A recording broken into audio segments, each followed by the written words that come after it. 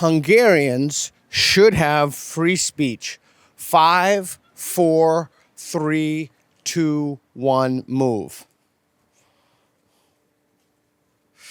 Okay, wow, this is interesting. Okay, so tell us why you strongly agree that Hungarians should have free speech. I think that everyone in the world deserves free speech. We deserve to tell our thoughts, we deserve to tell our opinions on the world, on the politics, and on human rights. And it's another question whether Hungarians already have that or we have it controlled, but I strongly agree that we should have that option. Right, you should. Right. Okay, stand back just a little bit.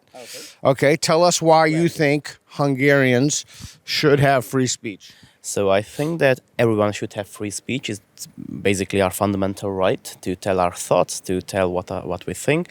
And therefore, I do strongly agree with this statement, with being said that not only Hungarians, but everybody. Everybody in the world, Yeah, sure, should be entitled to free speech. like different countries and people. sure. Okay, tell us why you agree that everybody should have free speech. I agree with all the opinions said before me, but also I'm kind of uncomfortable with being on the very strong side of everything because I always think that I can be presented with arguments that may make me move, and so yeah, that's why I was on the agree and not strongly agree line, because I'm not completely sure if if my mind cannot be changed. So yes. So, do you think you could stand on the strongly agree, but yet still be open to change your mind? Yes, of course, always. I'm not just in this case. I mean, one thing that I learned from going to school and going to university is that I don't know everything, and because I don't know everything, I can always learn new things that can change my mind. So I would prefer to be open-minded in every question. So, yeah, does that make sense? Yeah, it does. I'm just trying to think. You can still be on the strongly agree and or the strongly disagree and be open-minded, though, no? Yes, that's right. I don't know. I'm just trying to think through it myself, too. Well, I don't know. All right, so here's a question. Do you think people who stand on one extreme line are less likely to change their minds, but people who stand in the middle are kind of more like maybe the neutral or... Yes, that is maybe a stereotype, but I would say yes. If you strongly agree, then you are kind of harder to move, I think, from your opinion. But is that a reason to not stand on the strongly agree? Not exactly. If you are really sure that that's what you think, no. But I was just unsure. Okay. In that case. Okay, so I have a question. So let's say that... So you strongly agree that Hungarians should have free speech. What if somebody... Well, what do you mean by free speech? The right to tell our thoughts on the internet or in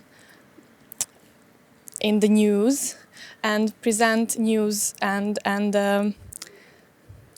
happenings in this country the way they are. Like, Is that what you mean by... I didn't mean to cut you off. Is that it? this is my definition of free speech, and also not being controlled of what we are saying. Is that your definition? Well, I agree with that. That basically having free speech is being entitled to say what you think and what you want, and I think that that is free speech. Do you think there should be limits on speech? I don't think there should be limits on speech. I think that it should be limits on topics. Like, there are just certain topics that doesn't belong in the TV news, but I don't think political things. I think like pornography and things like that. So, What if somebody wanted to organize a riot yeah. and they went on social media and they said, let's destroy this beautiful faculty of arts because it's filled with Nazis? Should they have the free speech to do that? That's a really good question. And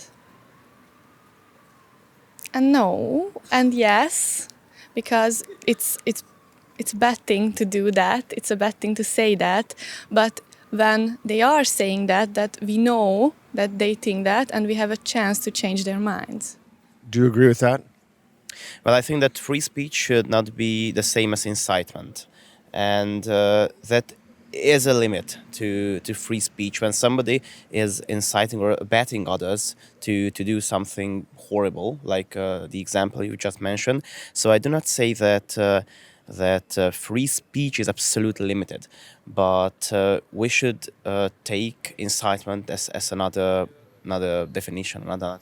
But wouldn't incitement mean that speech was restricted? Not necessarily, but because when we express our thoughts, it is not necessarily followed by action, but incitement is followed by action. Well, what if? That's where I put the difference between these two. Okay, so what if she just wanted to start accusing me of all this some crazy stuff? You mean? Well, I mean, what if she's like, that guy has said, terrible things to me, and he stole my purse, and he touched my butt, and all this stuff? Should she be allowed to have the free speech to do that? As long as she can prove it, she can say that, I think. Okay. So let me ask you a question. So the agree. So what would it take to move you to either the strongly agree or the slightly agree? What evidence, what facts, what would you have to hear or see or learn?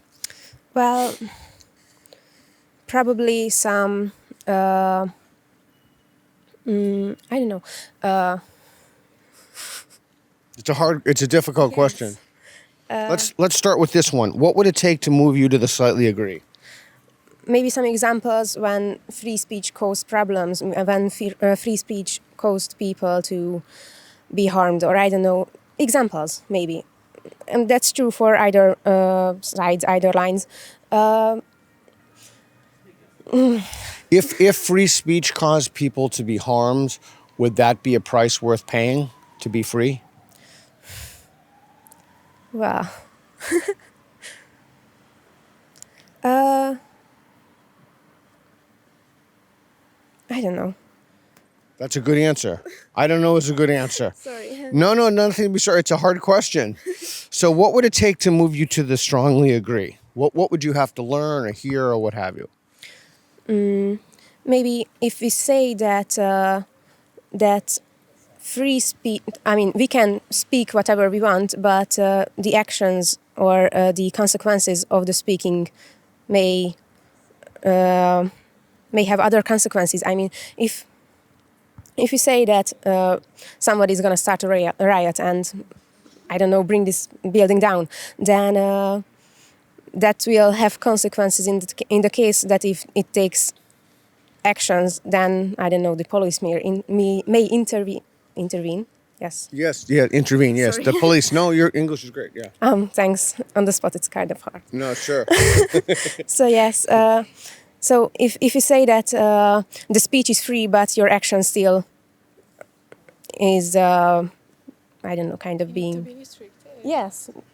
What did she say? What did she say? That the actions need to be restricted by the speech can be free. Okay, so what would it take you to move you to the agree? What would you have to learn or hear? I think cases where I don't need just one or two examples, because there's always bad examples to everything. And I would need like a systematic bad example where free speech led to, I don't know, a country, to the death of a country or a country being destroyed entirely because of free speech. Like Hong Kong. That's a city. Okay, so you need a whole country. Okay, I'm trying to think. Okay. Well, yeah, it's interesting. It's hard for me to think of those because those countries already restrict speech. I guess, what about the former Soviet Union? Perestroika, glasnost, openness, restructuring. what did it lead us to? The destruction of the Soviet Union. Yeah, but it was not good for anybody. I think we should be free. And I noticed that when a country is like more open, or people live better lives, they have more time to organize these things. So like these Nazi riots or something that you said, but systematic oppression is not the solution to that. Take away people's free speech is not a solution to that.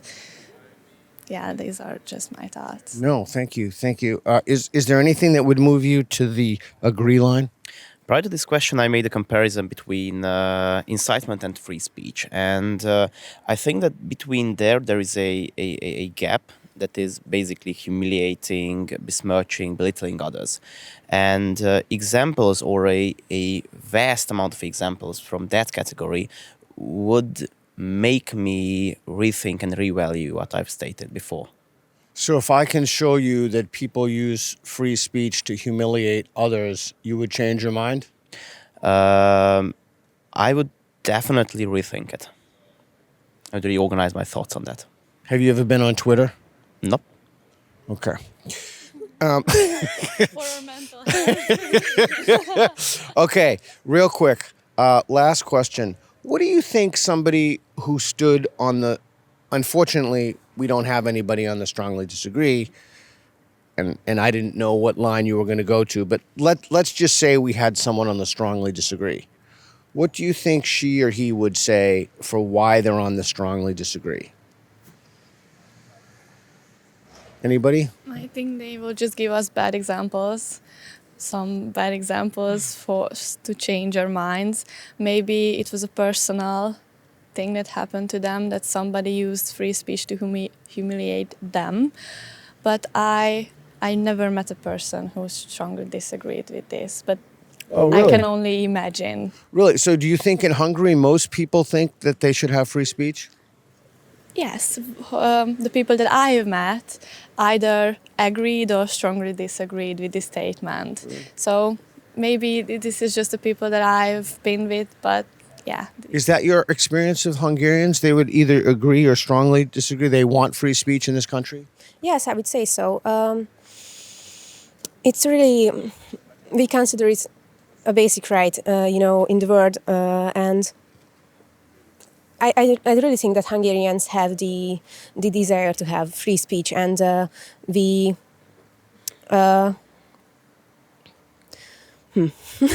mean, yes, I cannot think of a person who, in my group of friends or in my family, who would say that he or she wants to be restricted.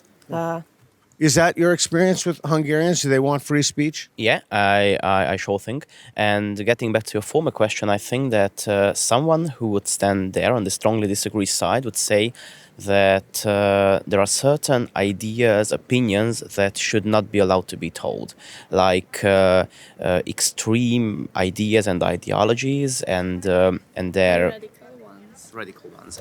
Yeah, of course. Okay, well, is there anything I should have asked you that I did not ask you? I don't think so. Only that. Sorry. Yeah. I would say that speech would always be free, but we should be educated more on critical thinking in that case, because we have, especially this generation, through the internet. Yeah, sorry. Especially through the internet, we get a ton of information, and we need to sort through that and decide if that's true or if that is worth listening to. And I would say that if you can think critically, then no matter what people say, you will have the chance to decide your own truth, and that may help. Neutralizing the negative effect of the maybe negative effect of, if there is a negative effect of. I can't speak. Sorry. No, you're good. You're good.